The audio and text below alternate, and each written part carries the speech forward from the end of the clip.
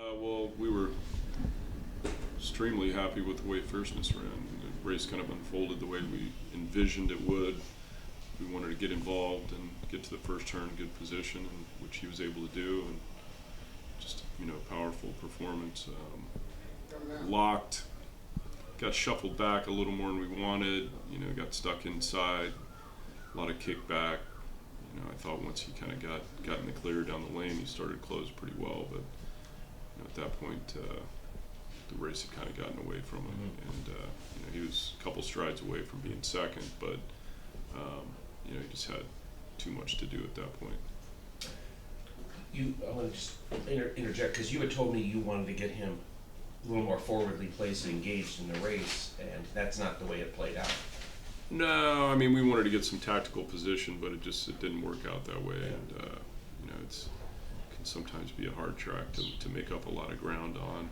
The fractions were, reasonable, I thought, up front. So, but then they really finished when Fierceness turned for home. He kind of found another gear, and so it was a lot of ground to make up.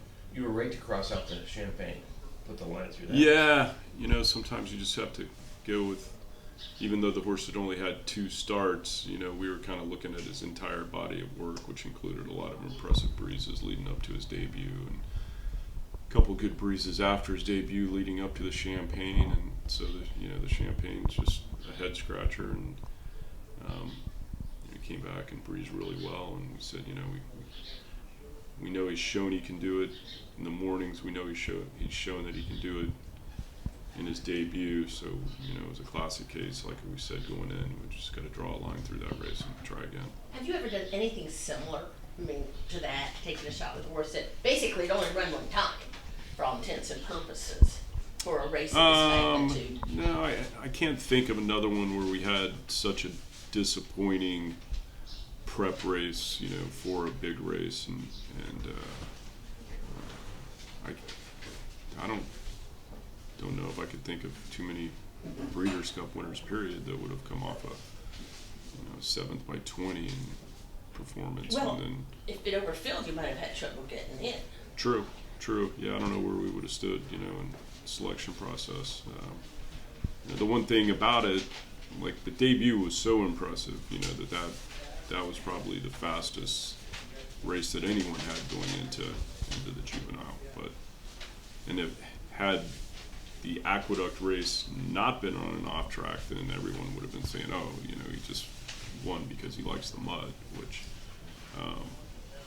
he did like the mud at Saratoga. He did not like the mud at Aqueduct, which, but it's a little bit fractious in the gate that day. Stumbled at the start, kind of took him out of his element, and so there were some excuses in the race, but the colt of his quality, you would think that would have meant, that he finished 3rd or 4th, not 7th, but that's where we are. Sophie, their vets are here.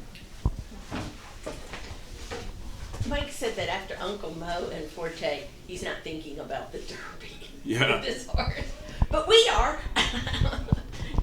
Yeah, I mean, obviously everyone's going to think about that, but long way to go.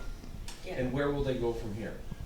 They'll both, those 2 colts will get a Churchill, and then we'll consolidate there with our group and kind of determine where they go. It's just difficult to get flights all the way to Florida right now, so I would think they'll both end up at Palm Beach Downs fairly soon.